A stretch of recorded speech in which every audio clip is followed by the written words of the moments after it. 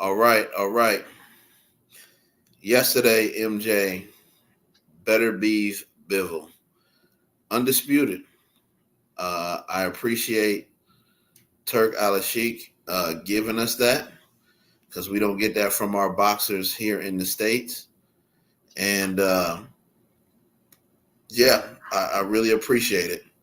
But there was some, things in the outcome that people didn't agree with.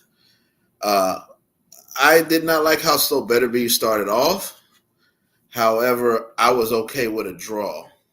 Because I gave rounds 9 through 12 to Beterbiev. Bivol just kept backing up too much. He bruised his eye, and after a while,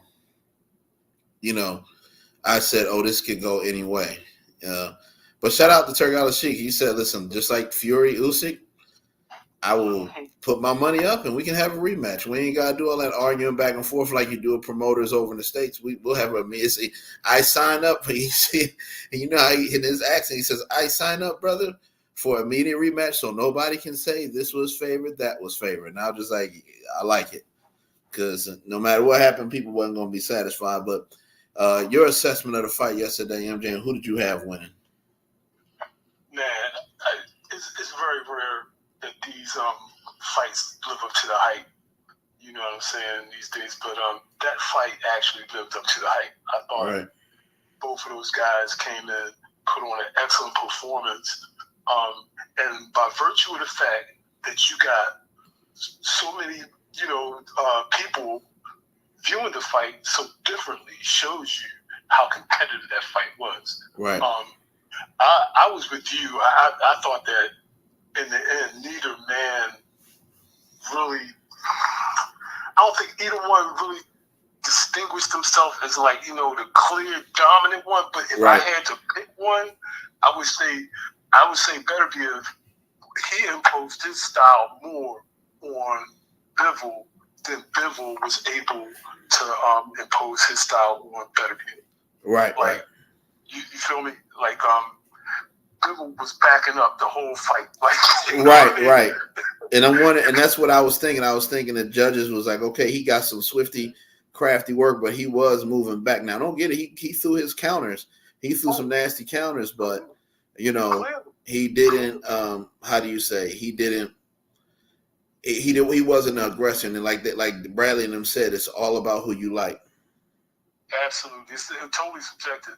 But again, I thought that probably had more of a sway on the judges because if you looked at the fight, Bivol doesn't fight that's not his style. Just to back up the whole fight, he doesn't fight off his back foot. He's not known for that. Right. He knocked the dude out last time. Right. Exactly. So, and looking at it from that vantage point, Beterbiev is imposing his will by forcing this kid, to back up the whole fight. Like he's coming forward, I'm ready to knock your head off, type of thing. Right. And Bivol is not, he's not commanding no space. He's not commanding no ground. He's steady backpedaling the whole fight. Right. So in that regard, I'm not mad at anybody who saw Beterbiev as, the victor, because, if you're looking at it from that viewpoint, yeah, he won. But I would check the punch stats. I'm pretty sure Bivol outlanded him. Right. Just by virtue of Bivol his jab was nice. I give it to him. Especially early in the fight. He was, doubling, tripling up on his jab, man, and them joints was landing. Right. So I thought he did great early in the fight, like you said. Yeah. But them later rounds, bro, that pressure, man. Pressure busts pipes, like they say, boo. You know what I mean? Right. At the end of that fight, that pressure, it really showed, and you saw Beterbiev starting to be a lot more effective, especially to the body.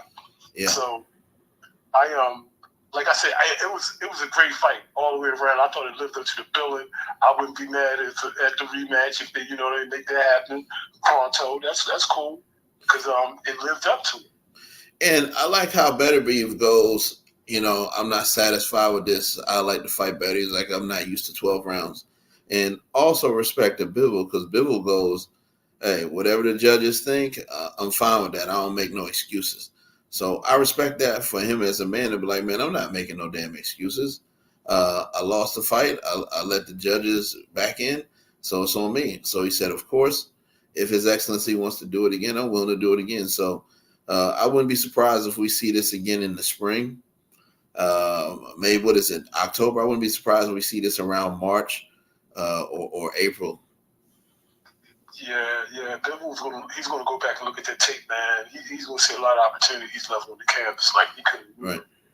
There were a couple of times he could have picked it up and really kind of took it to Beterbiev. Kind of, he was kind of hesitant. I don't know what was going on, but because there was a couple of times I was screaming, and I'm like, Beterbiev, you need to walk forward. You need to walk forward. You need to go. You ain't got time. But then when I seen what the judges like, I'm just like, okay, the judges must have liked that pressure. And if you do look at both of their faces at the end of that, his eyes were closed. Yeah, no comparison, no question, no question. Yeah. So, like you say, if you're doing an eye test, right, we know who won that fight. Right. You know what I mean? Yeah, it was definitely number one. I'm glad we got it.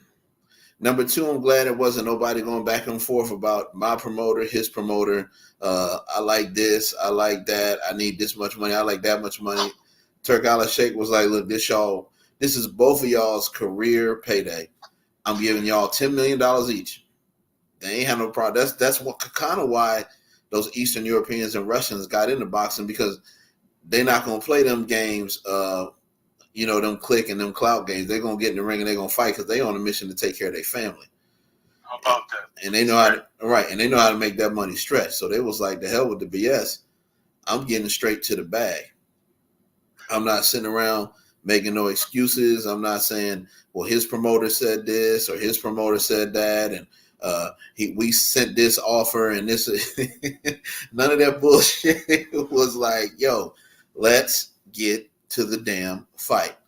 And we got it. And I'm really appreciative that, because the zone then lost their damn mind with this $35 a month. Like, I like to catch boots, but I catch the replay. When the zone had that thing going, when it was $20 a month or 100 something a year, I'm on board with that. I'm cool with that. But when they start that $35.99, I'm like, dog, that's Hulu Plus, that's ESPN Plus, that's Disney Plus for people's kids, that's daggone Sling TV and HBO Max, all and Amazon Prime, just for what you are offering for 1 month. Can't do that, homie. Yeah, Won't that's do it. ridiculous. And that's ridiculous. Right, and I can watch competitive fights on ProBox. So, to me, it was absolutely absurd. It was absolutely ridiculous that they were going to actually put those fights on pay-per-view at first, and then I like how Turk Al-Sheikh did what he did with AJ and Dubois, and in this one they said, okay, we're just going to put this part on the zone pay-per-view, and then the rest of it will be free. And ESPN only had the rights to Beterbiev Bivol because Beterbiev was a top-ranked fighter, and ESPN Plus was like, we're not charging people a pay-per-view for that shit, man. What are y'all doing? Like, what are y'all talking about? They was like, we're not charging people for that. And then when I seen it started at 3, then somebody said, no, they're doing the ring walks. I was like, oh shoot, I had this, it was 3 o'clock where I was at, so 6 where you was at. So they was in the ring about 5:45 East Coast time. And I want to say they stopped about 6 or 5 minutes after 6 your time. Oh, I want to say they was throwing bowls in the first round. So absolutely. Yep. So I give that fight a good score. Some people saw it one way, some people saw it the other way, but I'm glad we got it. I'll be waiting for the rematch. I appreciate it, and I hope we get more undisputeds.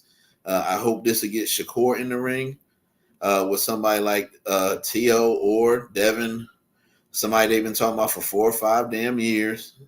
Like we do with everything else over here in America, where it's got to take 700 years to get a fight that's supposed to be done right away. You've seen the whole Boots Brian Norman situation, so we'll see what. That's top rank for you. Yeah, I'm so sick of it, man. All of them. But what do you think about Teofimo Lopez pretty much going on Cam and Mace's show saying, I want to leave Top Rank. Man, look, Tio, we know of Tio's history, man. Tio's a loose cannon.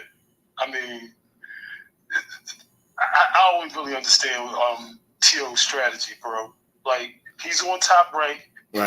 He signed the extension, right? Remember, he signed the extension, I think, after the Sandor Martin fight. But he remember he talked about he was going to retire and shit, and then all of a sudden he don't want to. You signed the extension, fool. Right. They got you. See, this is one of them things where he probably signed a bum ass deal. He got a 360 deal or some shit. Right. And now he regretting it. And he trying to finagle his way out of it, like, you know what I mean? Like, he's one of those, you're not going to finagle your way out of no contract. Now with Bob, you can pay him. He'll let you out. Yeah, exactly. But you're not going to finagle, you're not going to finesse your way out of no contract with Bob Arum. Right. Right? Right. So I look at this situation. This is why I always revere and hold up a dude like Bud. Bud was in the same spot with Top Rank. Remember, we've been saying the same thing about who else was with Top Rank and is the top dog right now and is complaining besides Teo. Shakur left, yeah. Right. We've been saying the same thing. Like, this is what Top Rank does to fighters, man. They get them in these bum ass contracts, but you got to have a certain amount of mental fortitude to say, all right, look, I'm in this situation. How can I make it work best for me? Right. And trying to scheme your way out of the contract is not going to be the way to do it, bro. Right. You got to go there. You got to put your hard hat on, a la Bud. You got to handle your business. Whoever they put in front of you, take care of. Fight the term of that contract out. Then tell them motherfucker sign up. Right. And Top Rank does do a great job of building these fighters. And it's a reason why they've been in business for 50 years. But we've seen. Right. Yeah. And you see after a while Floyd left. You see after a while some people left. But then there's some people that are going to stay loyal, like Pacquiao and Juan Manuel Marquez and certain people, because they just like, hey, or Lomachenko. They like, yo, I'm comfortable here. I'm good. I save my money.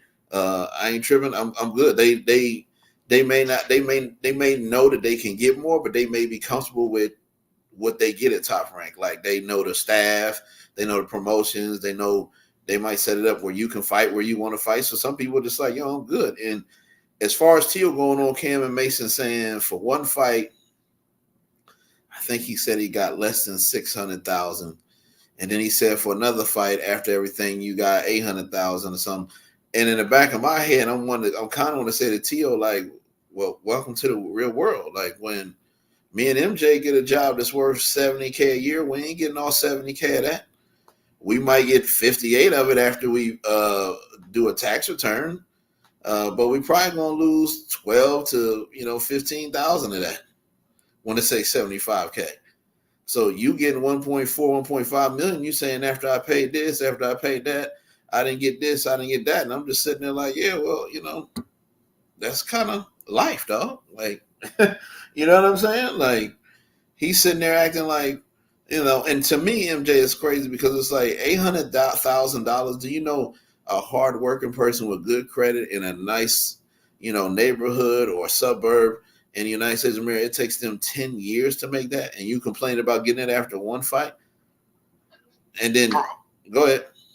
Bro, look, dude, you can't have that type of attitude if you want to wear, the $50,000 chains, man. Right. You know what I'm saying? If you want to drive the finest of automobiles, right? Lambo. Right, exactly. See, that you hit the nail on the head with these kids, man. What you said earlier about those fighters, there's a distinction. The fighters that you named earlier who were successful and stayed with Top Rank versus the ones who've had to, right, been trial on their own.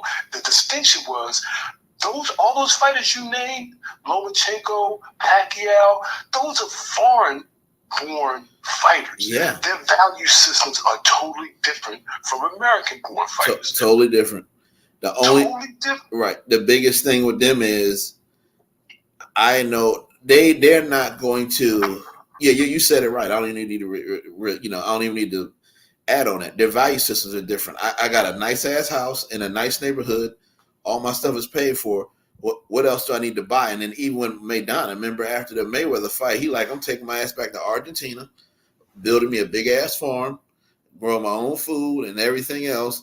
And now he's promoting Argentine fighters, and he's still eating off that Floyd money.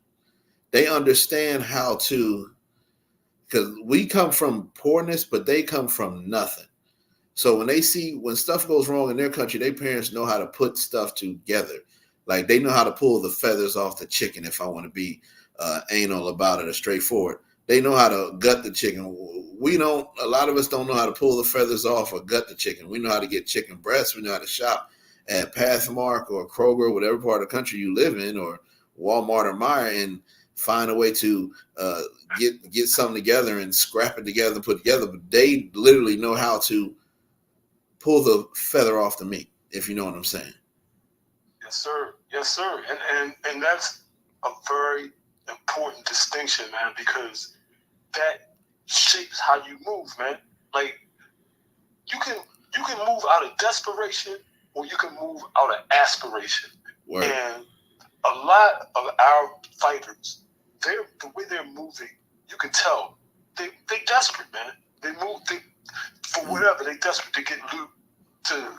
I don't know why they need all this excess money when you give me $800K, I can take $800K and flip that and make it last for the next 25, 30 years. Right.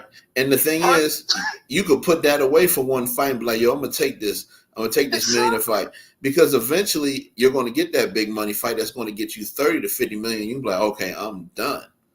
Oh, Corey, look, you just said something that reminded me of a brother in another sport, but this brother had some people around him that knew him and cared about him enough. And the brother's name is Allen Iverson. Right. Allen Iverson, when he signed his first NBA contract with David Falk and John Thompson, they did not give AI the I think at the time it might have been 50 million or you know what I mean, 100 million, whatever. Damn. They didn't give that kid $100 million because they were like, he's too young, he's gonna fuck it up. Right. So what did they do? They put it in a trust fund that he couldn't touch that shit until he was 50. Damn. Right? That's beautiful. So AI, true to AI's nature, throughout his career, he blew a whole lot of money. It was just like, you know what I mean? He was just living the NBA lifestyle, but he was borrowing a lot of money and shit. But the fact that people cared enough about him to say, no, we're not going to give you all this right now because it's not going to be productive for you. We're going to put it somewhere where it can continue to grow and you will have it for you and your family. Mm.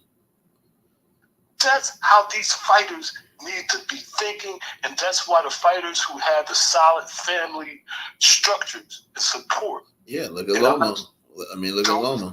More successful. Yep. Yeah. And my thing is, I'm not saying don't get all the money you can get. If you can get 100 million, get it. But it's like we see this same right. But we see this same cycle with these young fighters. When Teofimo Lopez beat Lomachenko, he went on a world tour like he had just become the greatest fighter of all time.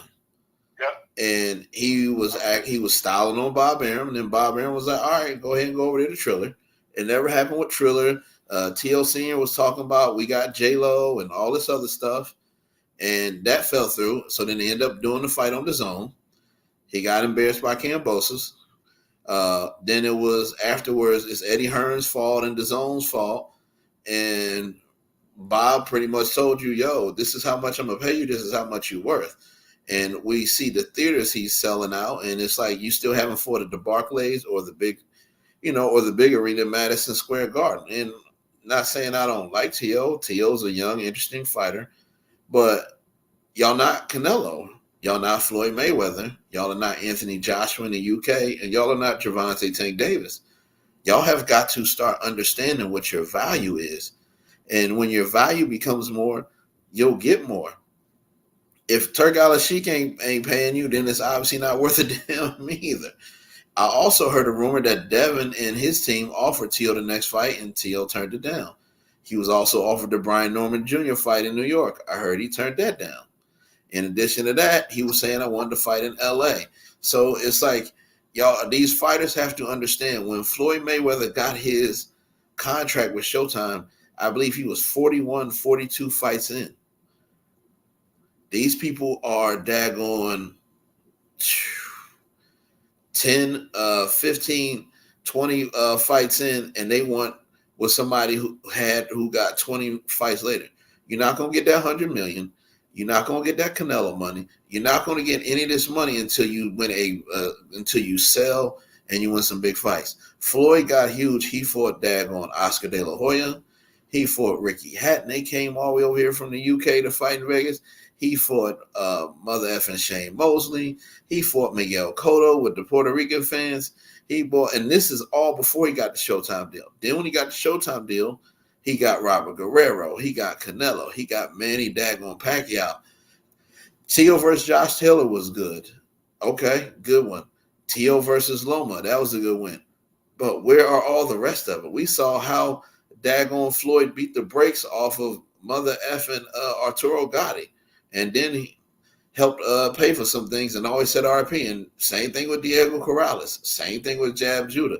Like, Floyd has a resume. These guys win one fight and they think they hit a home run. Who else was we talking about that was acting like that? They were styling once they won one fight. And I'm just like, Clarissa Shields has been guilty of that type of thing. I'm the baddest woman ever. And then some people still don't think she beat Hannah Gabriels. So it's just kind of crazy. You know, and I wish Teal the best. Do whatever. Leave Top Rank. Call Uncle Al. Do whatever you do. But to me, it's like at some point you're going to get in that ring and build up a mean resume, and then you get the money. Canelo's got Triple G. That's bringing money. Billy Joe Saunders with the UK. Caleb Plant. Before that, Angulo, Mayweather, Miguel Cotto, some Bivol. Shit. Canelo before Dimitri Bivol. You know, he's been in there and he's built that resume. Some people would like to see him fight David Benavidez, but at this point he got such a big following, he does what he wants. But he still has that resume where he fought those 5 or 10 fighters, MJ. It wasn't one fighter, it was like 5 to 10 of them. They got to get like 5 solid wins to get that big boxing fan base. No, you hit a flat dead on point, man. Like after that Lomachenko victory, Teo, his head, it just blimped out, man. You know, it inflated so freaking much. He thought he was the greatest thing going. Right. And he got his slice of humble pie, obviously, against Kambosos. And to me, he hasn't been the same. He's been pretty much a shell of the Teo we saw against Lomachenko. And I think it's not a physical thing. Right. I think it's all mental. Yeah, I mean, we don't see the backflips or nothing no more. Right. I think it's all mental with this cat, man. And I really do believe that a lot of it stems from the folks that, the environment, the people that he has around him. Yeah. That gassing him up and not really giving him accurate version of reality, man. Because there's no way this kid should be in the position that he's in as talented as he is. Right, and they, and then we ain't trying to pocket watch, but I remember his dad saying, "Don't marry the girl." He married her. He had the kid. Now he paying her alimony, or whatever. Then you got the money, but it's just like I know at least. I mean, the last 4 fights, you got Sandor Martin, you got Dagon Kambosos, you got Josh Taylor, and you got this the Jermaine Ortiz, and then you got the Steve Claggett dude you fought. I know you at least got $1 million in each one of those fights. And I know he says he didn't actually get $1 million, but everybody who out here works bust their ass. They understand that when they say $1.5 million, you're going to get taxed. Football players know it. Basketball players know it. Baseball players know it. That's why they get something called a signing bonus. That's why they do due diligence. So if you want more, you got to say, give me 1.8 million, and that way it's close to $1 million. But the more you make, the more you get taxed. So what you should be doing is living like somebody who makes $100,000 or $200,000 a year, and you live quite comfortably like that, and then you put that away. And after those 5 fights, you'd have 2 or 3 million just sitting in the bank. One of them you could split. One of them you could just use it your everyday spending money. The other million, you could literally put that shit in something and just let the interest build on it. It doesn't make sense. So don't think, any young fighter out there, don't think you Floyd Mayweather after 20 plus fights. Get the 30, 40 fights, and then maybe you can start acting like that. But hey, shout out to Tio. I wish him nothing but the best. Hopefully he gets out his fight with Top Rank, and hopefully he gets in there with some people that'll make him some money. Now, go ahead. I just want to say lastly, and we can put this issue to bed. I don't have a lot of affinity for a cat like Tio because he made some statements regarding Bud and Devin that I thought was out, totally out of pocket. Which he's trying to get a fight. He's trying to get under people's skin. You know what Bud told him? Bud said, "Okay, if you think you can beat me, think so good." He said, "Fight Madrimov." He hit Eddie Hearn. He was like, "All right, go ahead and fight Madrimov, dog. Come on up to 154 and then see how that go." Yeah, he doing it the wrong way. He pushing all the wrong buttons. He ain't pushing the right ones. Right. So, you know what I mean? I'm just not about that type of promotion, and I don't think boxing really has any place for it. Well, he pissed off. Don't forget, he pissed off the Puerto Rican fans too. Yeah, well, he's an equal opportunity offender. Yeah, Edgar Berlanga was just like, "This is my city now, dude." But he pissed off the Puerto Rican fans in New York. So Yeah, man. Well, that kid's going to squander a golden opportunity if he keeps going down this path. All right. So I want to talk about Devin's lawsuit, and then is it good for boxing? Is it bad for boxing? Will it open up a can of worms? I personally think it's going to make promoters hesitate to work with him, MJ, because if you get something done like this, you're basically saying, if I don't get what I want, you can sue me. If you get, like, let me give you an example. If a team in football was known for cheating and having steroids, then they take the state title away. They take the NCAA title away. They take the Grey Cup away. They take the Super Bowl away. Say, hey, we found that multiple people on your team had steroids. That's illegal. Y'all lose the title for all that work. I essentially think that's what the boxing commissions did. They made Ryan Garcia pay a fee. I'm not supportive of Ryan Garcia anymore as I used to be. However, I'm a fair person, and I said, Devin came in there with the wrong daggone game plan. Osterine didn't have anything to do with you not guarding that left hook. We saw Bud's homie who fought on that card. The dude had all type of stuff in his system, way worse than Ryan did. And Bud's homeboy, Steve Nelson, knocked dude out any damn way. So what I want to say is I'm not giving Ryan Garcia a pass for being a drug cheat and some of the stuff he says. But what I am saying with Devin Haney is, and especially Bill, since he undefeated in these streets, is at some point, y'all need to get y'all asses back in the ring. Because right now, your value is going down by being out of the ring. And when Bob Arum won that daggone purse bid for over $1 million, y'all decided to do some goofy-ass things. And what the goofy-ass things was not bid on it. You're only a boss, like Eddie Hearn said. You got this money, you got that. If you own a boss, like MJ said, you own boss bid, you should be able to do your own purse bid. But it's going on. It's April, right? It's going on. It'll be January before you know it. Jaime Munguia took that loss to Canelo. His ass was back in the ring in September. A couple other people, they took a loss. You have to get back in the ring. You have to get back active. You cannot sit back. So depending on how it goes, I'm not looking at it from, I totally disagree with Devin for the lawsuit, but I'm looking at it from a career perspective, that type thing. Are y'all trying to cash out? And if y'all are, I'm hoping y'all invested in a bunch of McDonald's somewhere in Europe or some, or y'all invested in Outback Steakhouse or some great real estate. But to me, y'all suing him for more money seems like you're trying to cash out. And I think you would make more money getting in the ring and being active.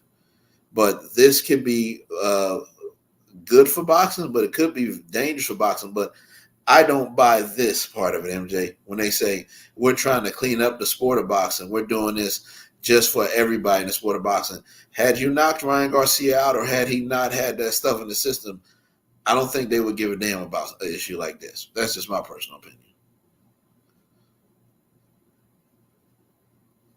Yeah, now see, Devin, he's playing a real dangerous game here. Yeah. Real dangerous game because, one, this is all speculation because we don't know what was signed, so we don't know. Right. Particular contract, so this is all speculation on our part. But I will say this, like you said earlier, that the outcome of that fight had nothing to do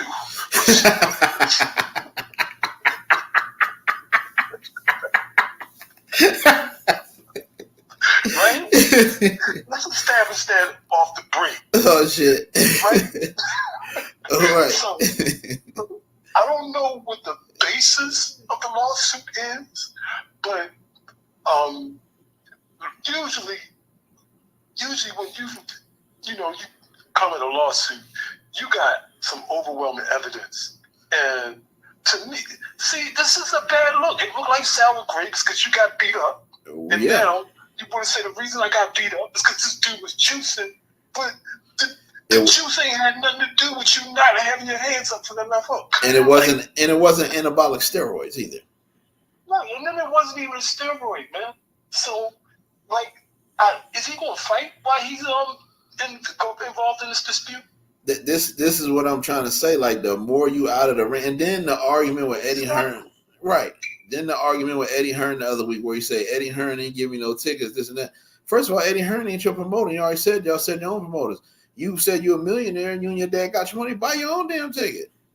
Man, look, we seeing some of the most poorly managed athletes here in the last between the Charlos, the Spencers, and now the Haneys. They, you know what I mean? They're really making the young athlete look like he has no good sense. Like, really. Yeah. Because these guys are squandering, they're squandering golden opportunities that don't come around very often. Right. I don't know, these windows, they're very, very narrow. They're not going to be open very long. And for a boxer, that window can close overnight, right? Yeah. So, I don't understand. The strategy involved, who's talking to these people? How is this good for you not to box, but to litigate? I don't understand. You do your litigating with your punches, man. That's your courtroom is the ring. If you are the baddest man out there, you want to do all of your speaking with your gloves. You don't want the lawyers speaking for you. You don't want a spokesman. You want to be able to demonstrate why I am who I am. Yeah, like Miguel Cotto did. Right. And I don't get this, man. Who's telling these kids to go? It just don't make no sense, man. It's these new boxing dads. It's the Brian Norman seniors. It's the Teofimo Lopez seniors. It's the Devin. It's like they put so much stock into their son and their ego. They're not looking at the overall thing. They had this dream. It didn't go how it wanted to go. But, I mean, that's everybody. MJ got cut in high school. Tony Romo played at a small Division I school, undrafted free agent. Kurt Warner was in the damn Arena League. You know, it's so many stories. Your man Doug Williams, nobody thought he'd be the first black quarterback to win the Super Bowl. It's so many stories of people having to overcome and go through things. And it's so much stupidity involved. What's going on with those guys. And it's just I can't tell you whether to file a lawsuit or not. That's up to you. But you are playing with fire because as a promoter, and y'all claim y'all your own promotion company. As a promoter, I'm going to sit here and say to myself, yo, I don't want him suing me if something go wrong. Because now they putting Oscar in a lawsuit saying, how come Oscar got awarded 1.5 million and we didn't? He didn't take any losses that hurts that. Yeah, Oscar did. Did you pay for the Barclays Center, dog? Did you pay all the fight purses? Did you pay for the hotels and the housing for all the fighters on the undercard? Like, it's a lot more to it than you just being the main event. And that's why I respect Eddie Hearn for one thing. A lot of people think that this promotion thing means I got a banner behind me with a name on it in LLC in Nevada because I'm a promoter. It's a lot more to the promoting than just that. And we saw that when they didn't do it. So to me, he's saying I want this or that. Now the TO fight, if that's true, he offered it. That's good because that would be his biggest fight today. And I made a video a while ago. I said I think Devin and TO need each other. They both seriously do. That may be a fight that Turk Al-Sheikh gives them both $5 million each or something like that. But to me, they're only hurting themselves. These cats, they just smell of desperation.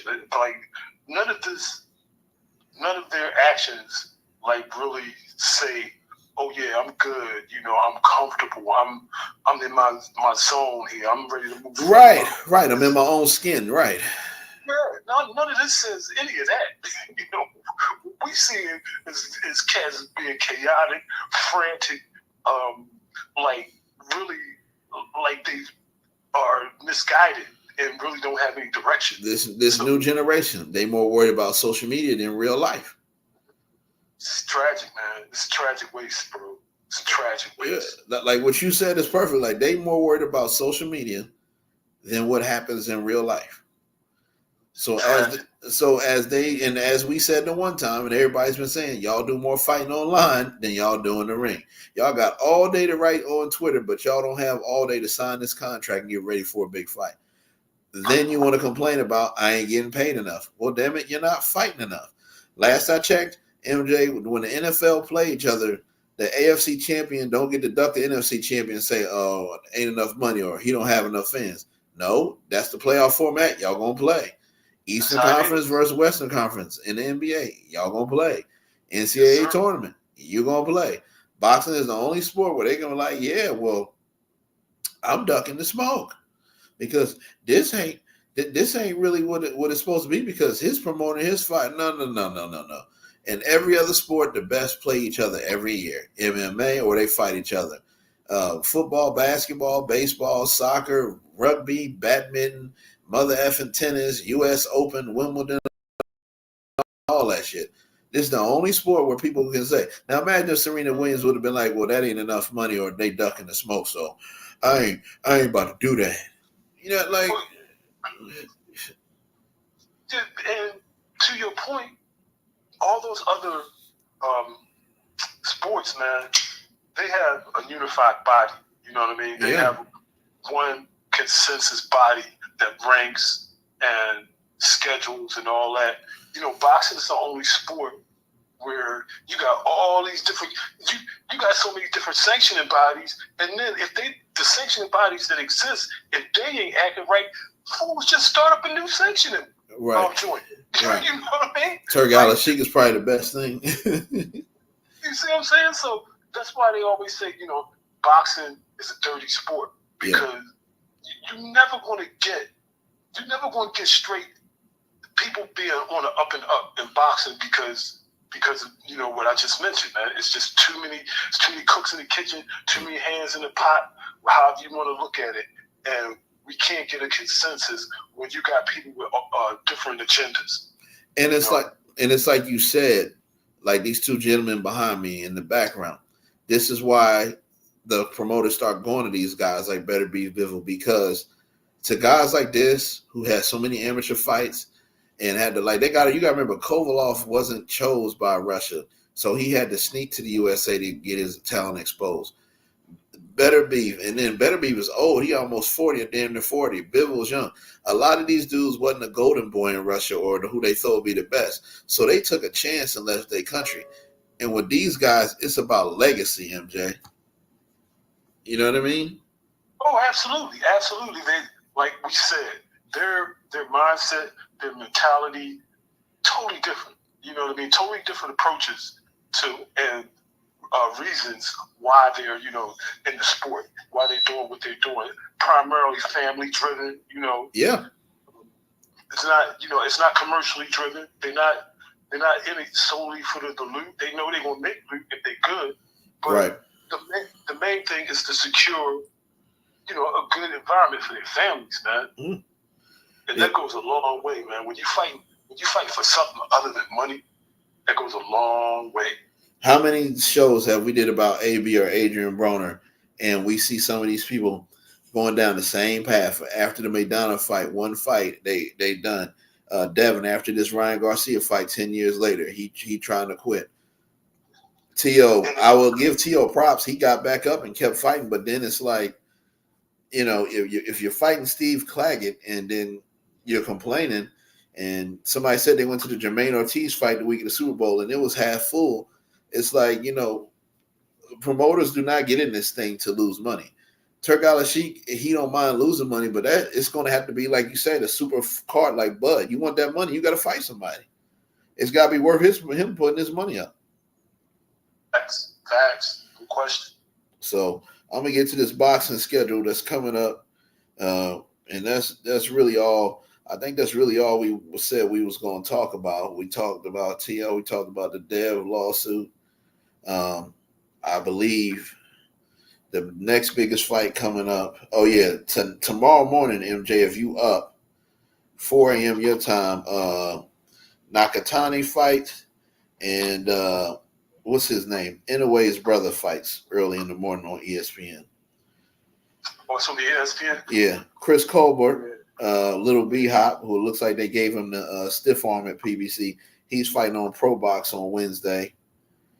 And next weekend, I believe Tim Tszyu is in America, and he'll be fighting in Orlando. O'Hara Davies, I heard him. He's on fighting on Peacock. That'll be 2 p.m. on Saturday. That card gets underway. What we got here? We got Jack Catterall, Regis Prograis on the 26th. That'll be a good one. That's on what is it, DAZN. But we got Oshaki Foster getting his rematch against the dude. I don't know why Oshaki fighting in New York if he felt. I would have told him I'm not fighting this dude unless it's in Houston, where I'm from. But he'll get a shot at redemption because we all thought that was a horrible thing. Then November 2nd, we got Raymond Mortala. We got Floyd Schofield fighting somebody. I believe that is the Jake Paul undercard. No, hold on. Where's Schofield fighting? No, Schofield fighting here in Vegas, out here in Vegas. Okay. Keyshawn Davis. That'll be a good card November 8th. Boots Ennis fighting the rematch with Karen. That'll be November 9th, that Saturday. Jesse Bam Bam Rodriguez is on that one. That's a good one. Jake Paul Tyson on the 15th with Amanda Serrano versus Katie Taylor, Mario Barros, Abel Ramos. That'll be on. That's on Netflix. Billum Smith versus Gilberto Ramirez. Now, who's ducking the smoke in the cruiserweight division? It's this bad boy named Jai Opataya boy from Australia. I believe he's either Tongan or Polynesian. Same kind of ethnicity or background that Joe Parker's from. That boy brings the smoke. Billum Smith and them is ducking that dude. That's the cruiserweight fight we need to see. I am tired of these BS ass fights. The cruiserweight fight we need to see is Jai Opataya get undisputed. So whoever wins that fight, they need to fight Jai Opataya. That's a bad boy. Arnold Barbosa versus Jose Ramirez.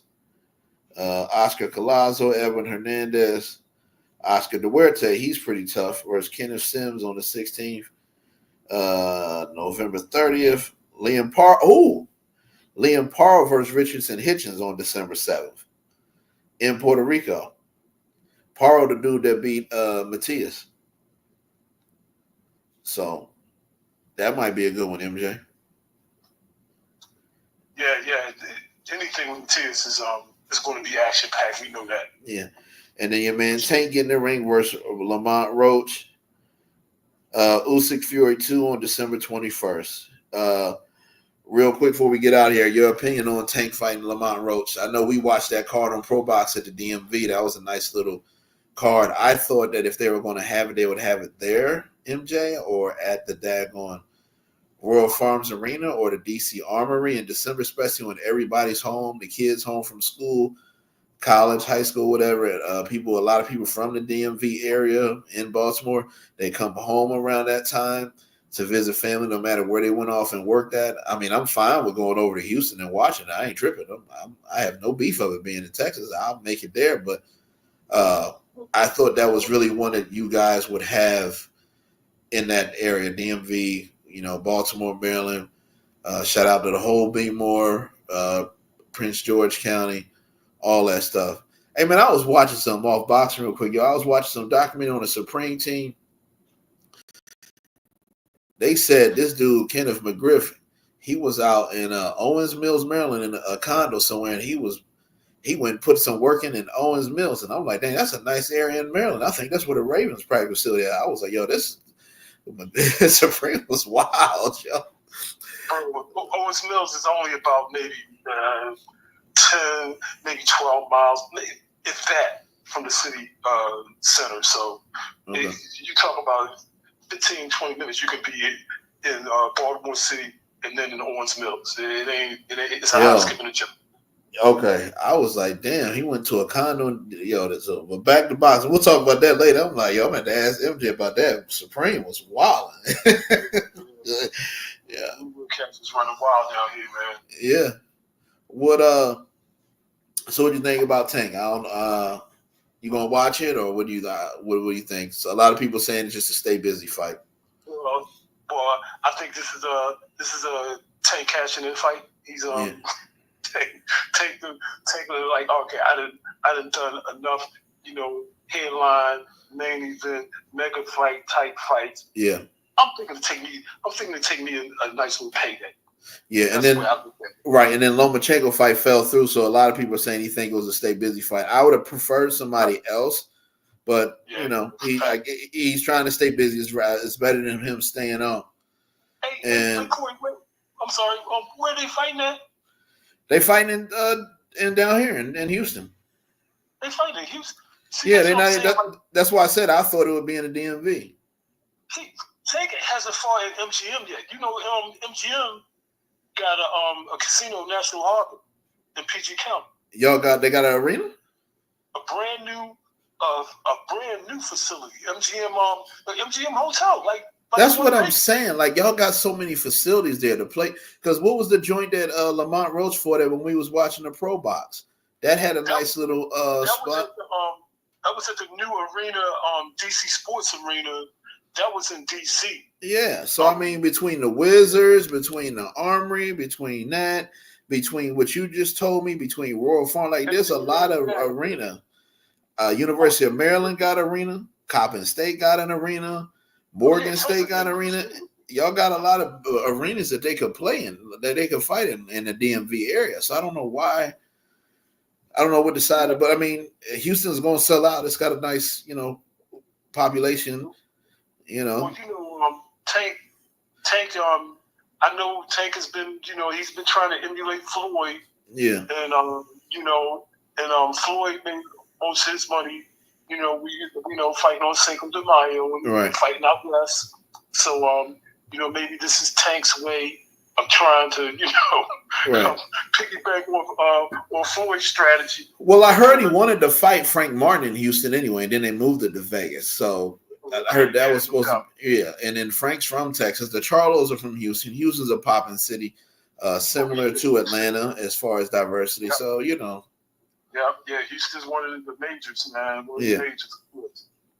So we'll see. But Yeah, man, we got a couple fights coming up. I don't think there's any as exciting as this one, but we will go ahead and catch up with Tank in December. We'll catch up with the rematch of Usyk Fury, and then we will definitely um, go ahead and make sure that we check out with all those fights in November and December. I know you definitely want to check out that Keyshawn card. That'll be a good card.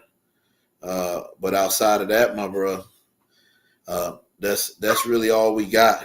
Um, so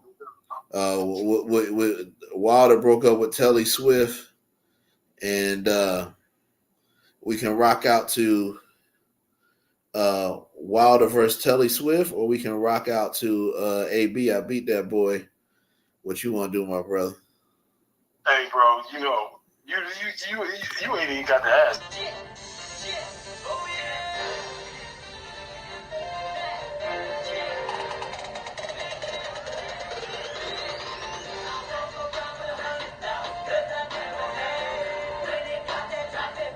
What did you think about the fight? I beat him. Everybody out there know I beat him. Everybody out there know I beat him. But let me call something. Let me let y'all know. Y'all know I beat that boy. Y'all know I beat that boy. Y'all know I beat that boy. I beat him. Y'all know I beat that boy. Y'all know I beat that boy. Y'all know I beat that boy. Everybody out there know I beat him. I beat him. I beat him. I beat him. I beat him. I beat him. I beat him. I beat him. I beat him. I beat him. I beat him. I want to thank the whole hood who came out here. Y'all know I beat him.